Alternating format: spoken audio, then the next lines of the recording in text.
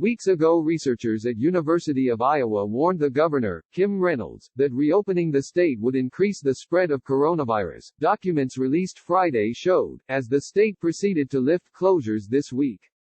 Researchers, including some of the state's top epidemiologists and infectious disease experts, found that even if businesses remained closed, hundreds of residents would likely die through the end of May. They said reopening restaurants and churches would exacerbate the problem, documents released Friday show. Evidence shows that COVID-19 will continue to spread in Iowa, likely at an increasing rate. The team led by Dr. Joseph Kavanaugh, the head of the university's biostatistics department, concluded in a 4th of May paper. Reynolds has downplayed such models as she continues her push to reopen the economy, despite surging numbers of deaths this week. Restaurants, gyms, barber shops and salons reopened Friday in 22 counties, including the state's largest metropolitan areas, where they had been closed for 2 months. On Friday she is relying on real-time data from hospitals and testing to manage the state's pandemic response and warned that not reopening the state would have a social cost, including high unemployment, rising domestic abuse and food insecurity. The Iowa Department of Public Health had asked experts at the UI College of Public Health for technical assistance forecasting the pandemic's severity in Iowa. In a paper dated 4th of May, the researchers found that the virus was still likely spreading in Iowa communities. They said that school and business closures and ban on gatherings of more than 10 people had strongly mitigated the amount of infection but nonetheless were not sufficient to prevent uncontained spread by themselves.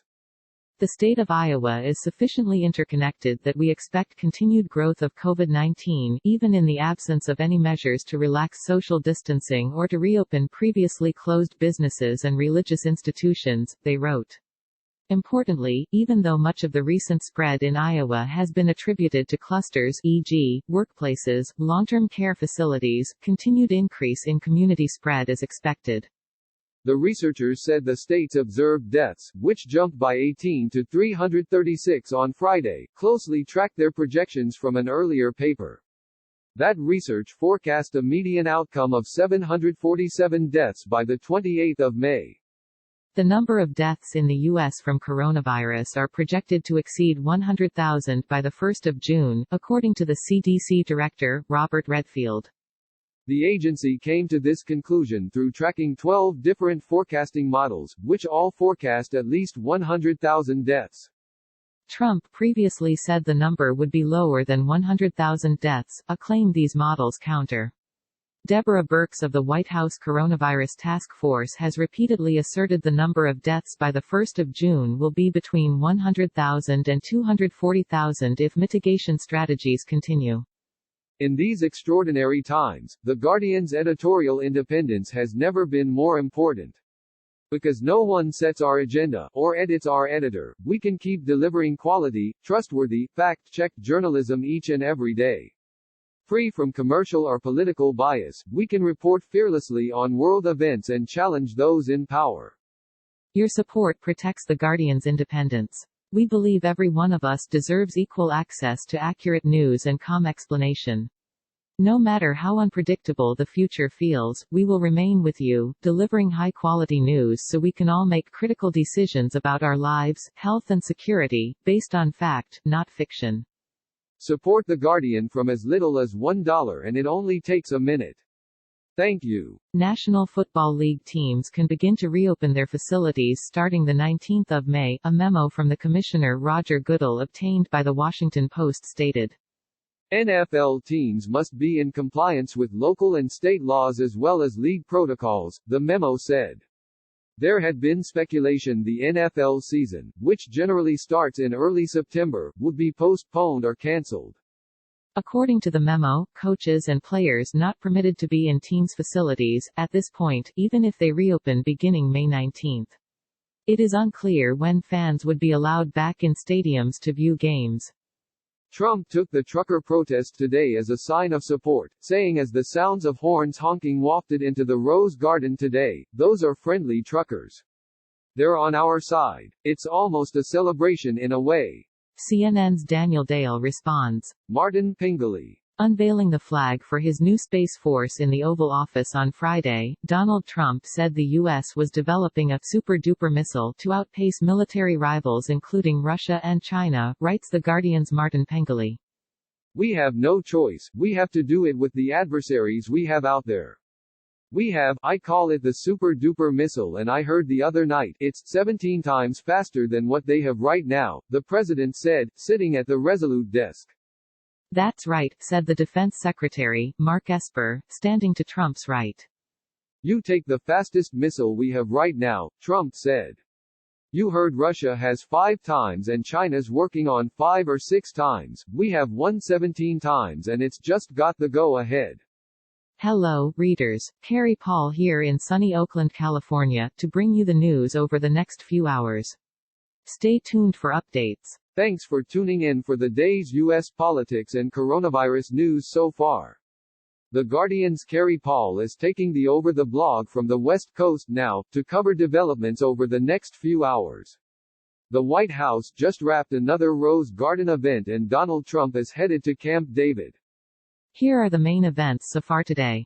Joanna Walters. A man accused of making credible death threats against Michigan Governor Gretchen Whitmer and State Attorney General Dana Nessel has been charged on a terrorism count, the Wayne County Prosecutor's Office said this afternoon.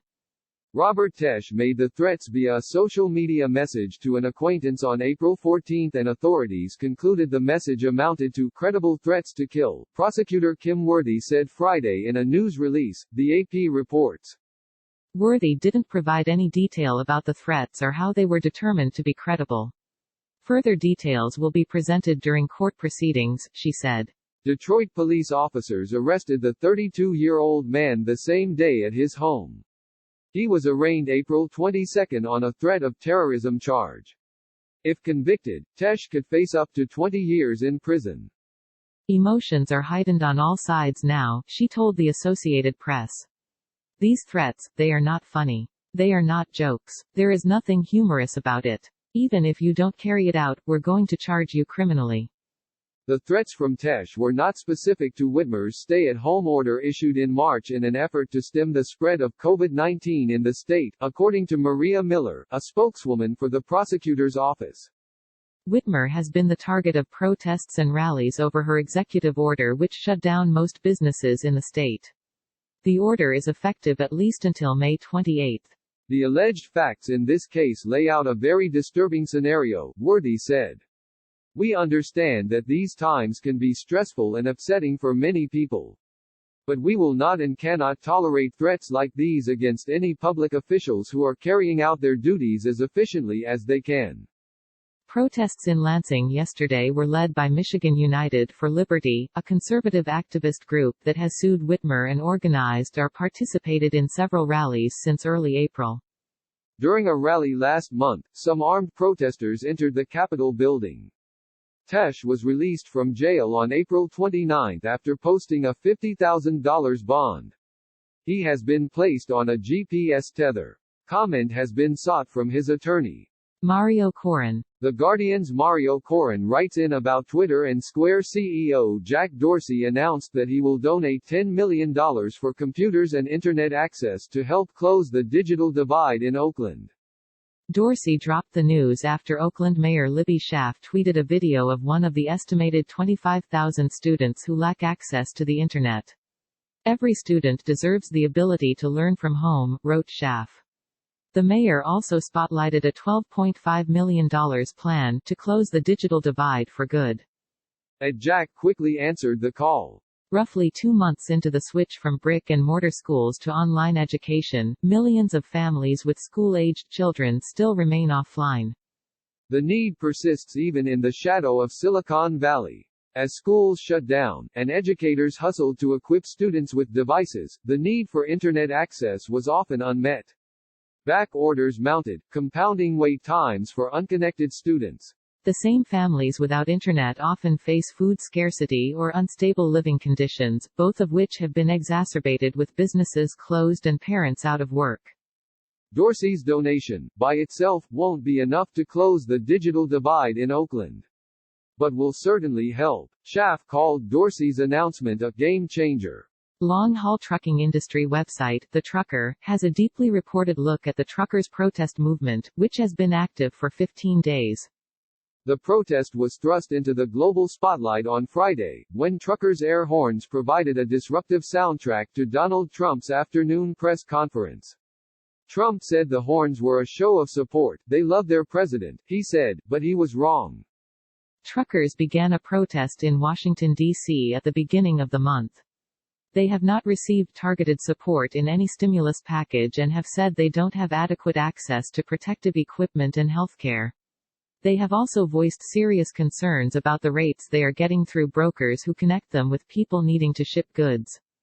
On Wednesday, White House Chief of Staff, Mark Meadows, met with the protesters for nearly 15 minutes. The trucker said this gave some people enough hope to return to work, though many also decided to return to work simply because they can't afford to take more unpaid leave. The truckers' report from Wednesday detailed the meeting with Meadows and Michael Landis, founder and CEO of the United States Transportation Alliance, who acted as a spokesman for the group.